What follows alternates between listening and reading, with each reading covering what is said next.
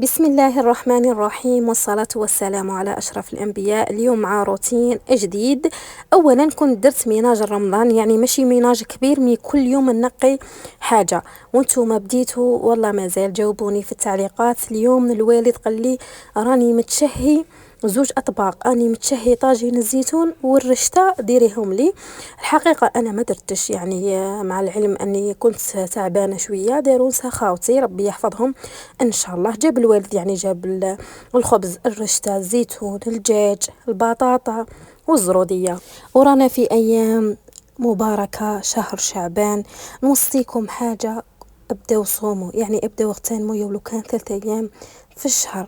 وان شاء الله في ذا الشهر اللي مريض ربي يشافيه، واللي عنده الباك ان شاء الله يجيبه، واللي ماشي متزوجه ان شاء الله ربي يرزقها من حيث لا تحتسب، واللي ما عندهاش ذريه ان شاء الله ربي يرزقها يا رب العالمين، واللي هي حابه في قلبها عمره ان شاء الله ربي يرزقها. ونوصيكم بالصلاه وقراءه القران، والله مفتاح وسر عظيم.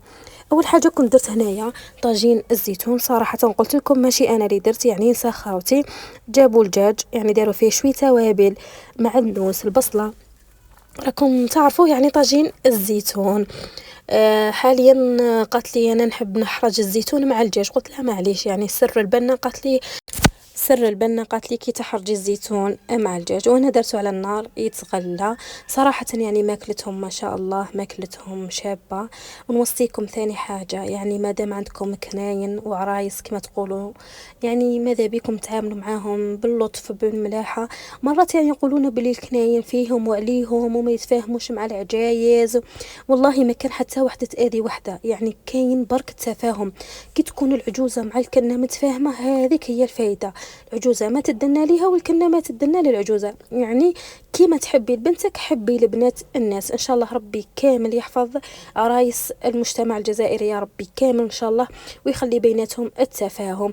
اللي هنا كانوا نقاو الزرودية ونقاو البطاطا، وهنا يعني راهم يغلوا في الدجاج. يعني هذه المرقه اللي راهم داروها، يعني راهم داروا مرقه الرشته، يعني راكم تعرفوا مرقه الرشته.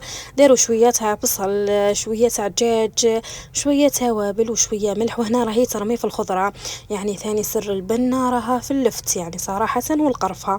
وهنا جابت هذه القصعه تاع العود، يعني ودارت لنا فيها الرشته. انا صراحه نحب الماكله تاع الطين، نموت عليها. وهنا راهي تفتح في الرشته، يعني وهنايا هي تفتح فيها مليح مليح، ودوك هدلها شويه نتاع زيت.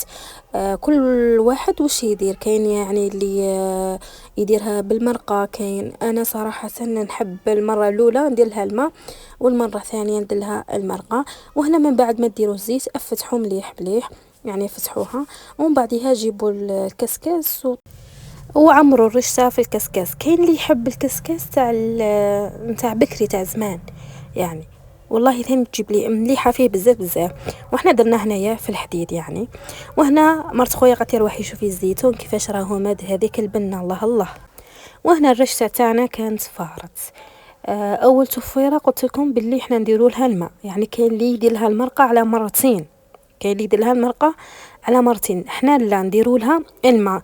المره الاولى قلت لكم نديروا لها الماء، والمره الثانيه يعني نديروا لها المرقه. كل واحد كيفاش يخدم. وسيدنا رمضان راهو جاي، نتمناو من انفسنا انه نصلحوا رواحنا بزاف بزاف، وان شاء الله ربي يقدرنا على الطاعه والعباده.